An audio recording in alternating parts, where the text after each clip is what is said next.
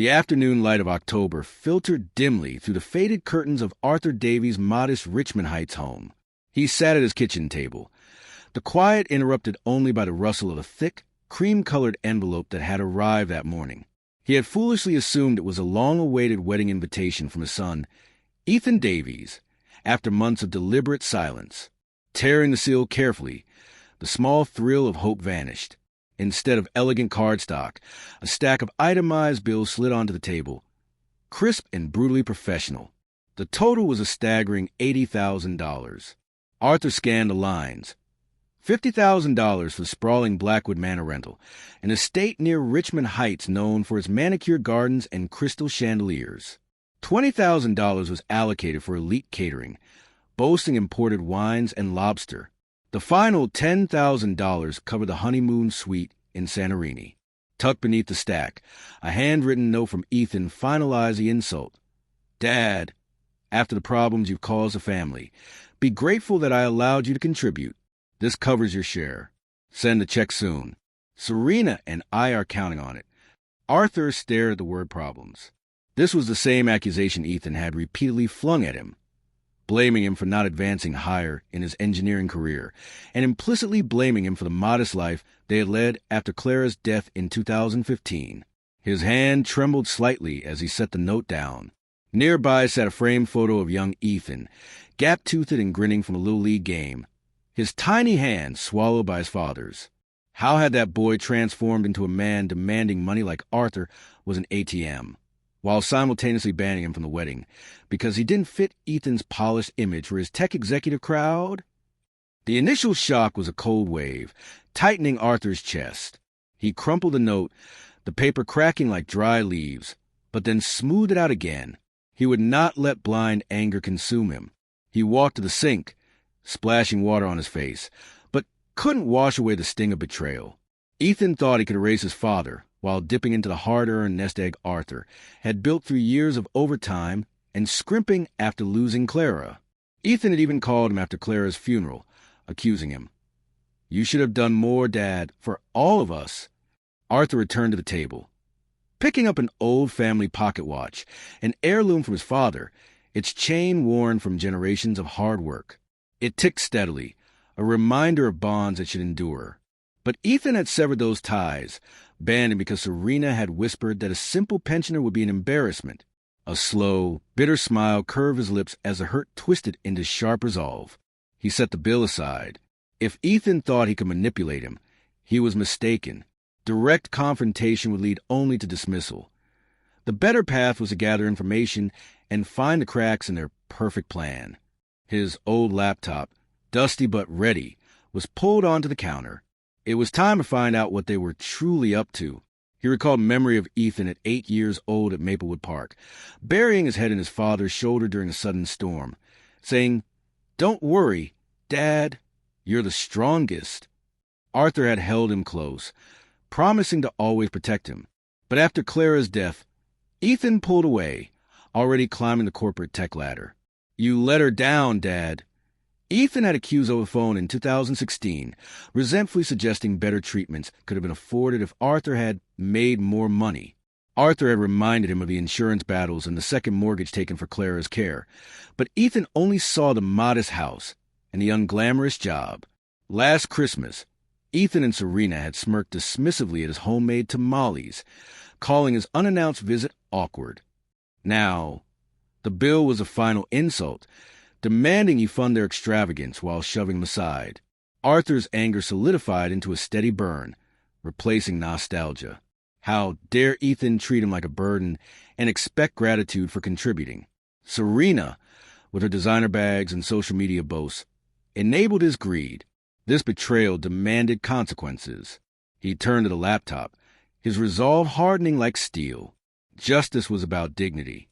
Arthur opened the browser. Serena's social media was public. She loved flaunting their life.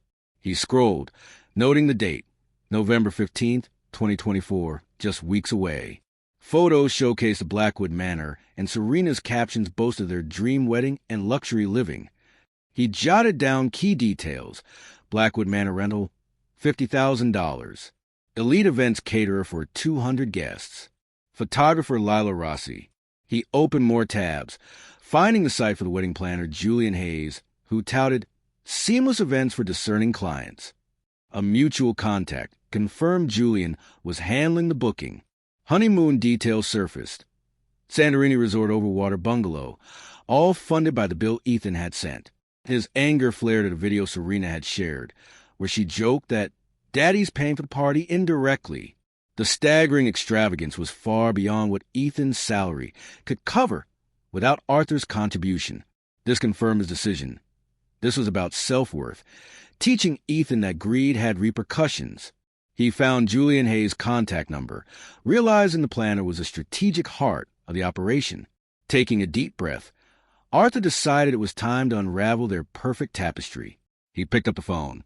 It rang twice before Julian's smooth, polished voice answered. Julian Hayes Events. This is Julian speaking. How can I make your day extraordinary? Hello, Julian. This is Arthur Davies. I'm Ethan Davies' father. I'm the one footing the bill for his wedding. Julian responded with manufactured warmth, mentioning he expected a call to finalize payments and complimenting Serena's vision at the Blackwood Manor. Actually, Julian, Arthur interrupted, I prefer to discuss this in person. Can we meet tomorrow? I have some details to clarify. Julian quickly agreed to a 10 a.m. meeting at his downtown Richmond Heights office. Arthur spent the rest of the evening reviewing the bill, jotting down key figures. The next morning, he drove through light traffic.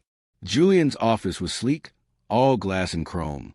Julian greeted him, pulling out the hefty file. The $80,000 covers everything. Venue, catering, even the honeymoon deposit. Ethan assured me it's all set. Arthur leaned forward, his voice even. Did he tell you, Julian, that he banned me from the wedding? That I'm not invited to this extravaganza I'm supposedly funding? Julian's professional composure cracked instantly. The pen slipped from his fingers. Banned? No. He said family contributions were handled. This is awkward. Awkward. Arthur echoed. Try insulting. He sent me the bill with a note saying I should be grateful. After raising him alone after everything. Julian rubbed his temple. The contract was signed, but without full payment we can't proceed. Deposits are non-refundable, but the balance. Exactly, Arthur cut in. Inform Ethan the wedding halts immediately until he talks to me directly. No funds will be coming from me. And if he attempts to push back, remind him how fragile perfect plans can be. As Arthur stood, he overheard Julian mutter, that arrogant kid. The first taste of chaos fueled him.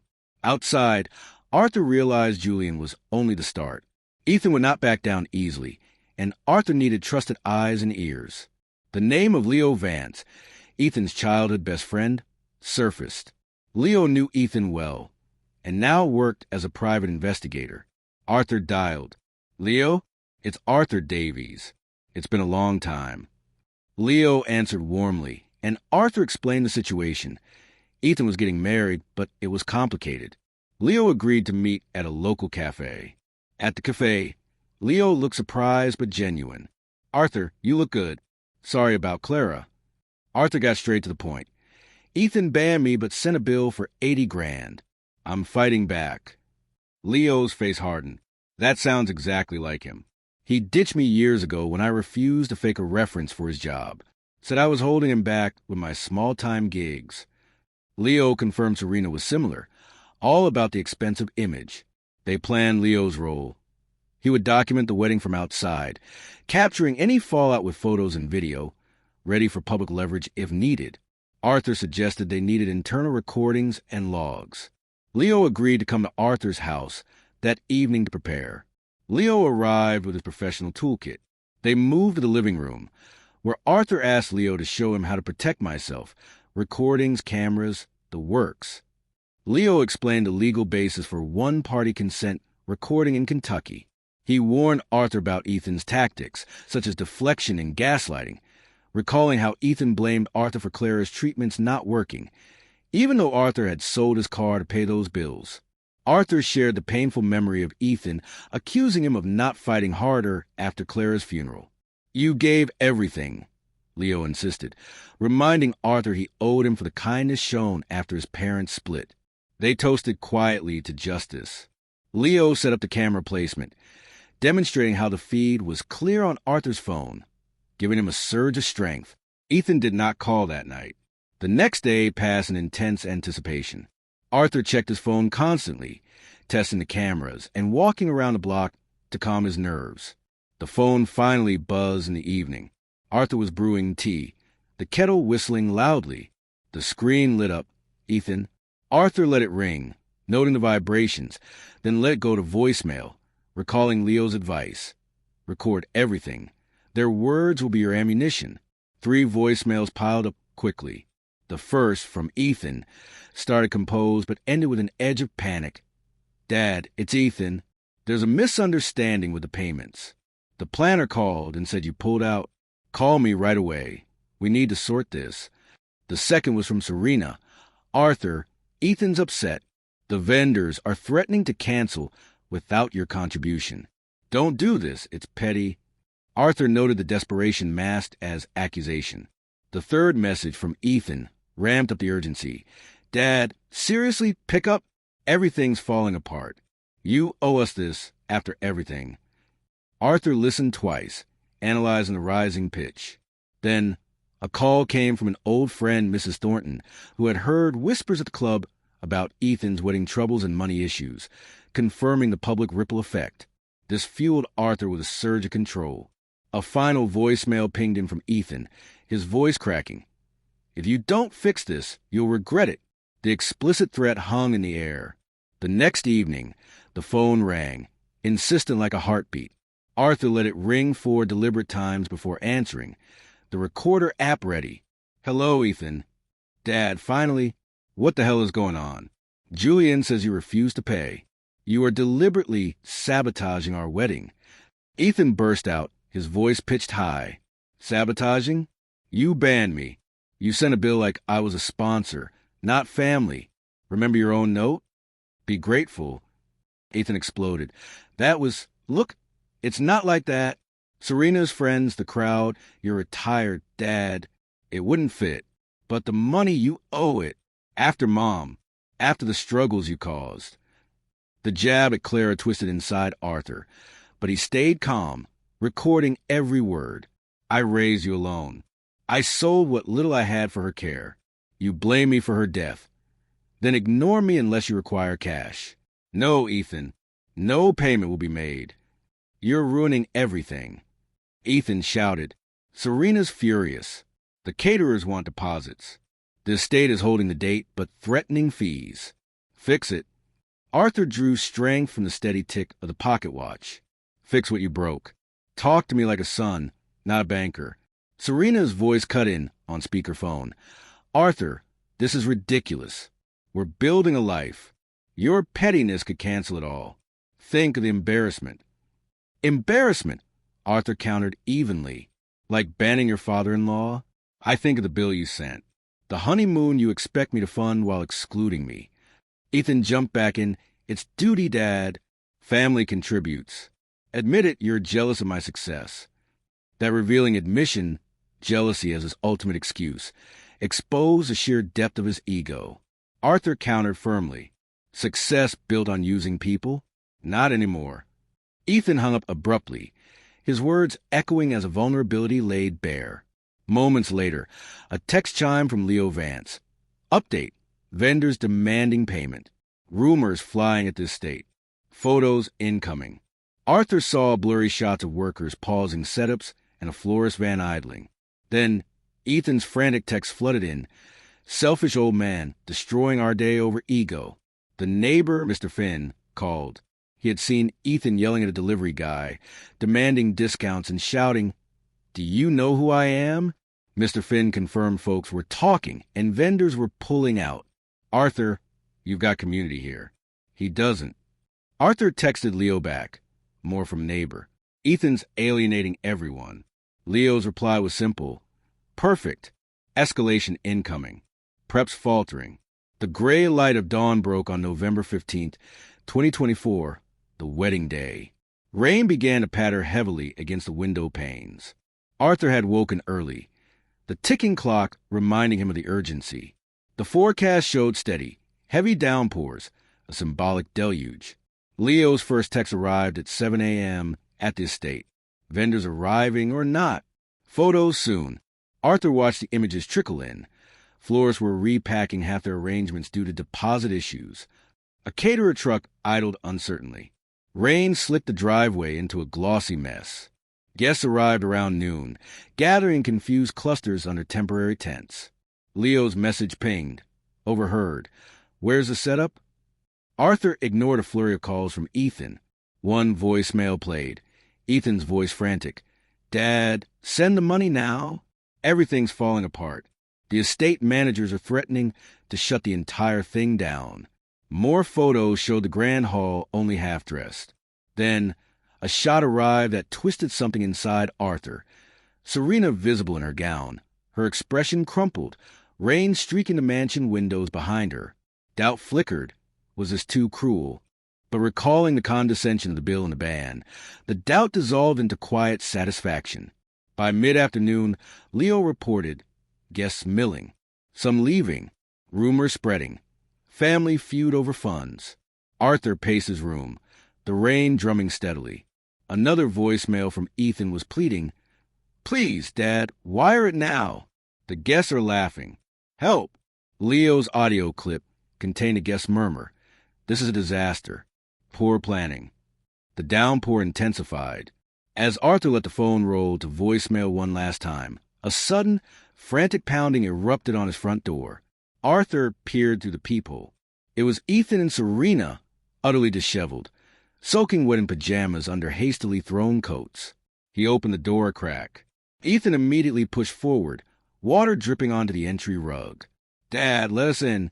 The wedding is ruined. Vendors left. Guests scattered in the rain. It's a joke now. Serena huddled behind him, her makeup smeared. Arthur, please, wire the money. We can salvage something. Arthur reluctantly stepped aside, closing the door. They stood dripping in his modest hallway, the scent of his home clashing with their desperation. Salvage? After banning me? Demanding I pay like a silent partner?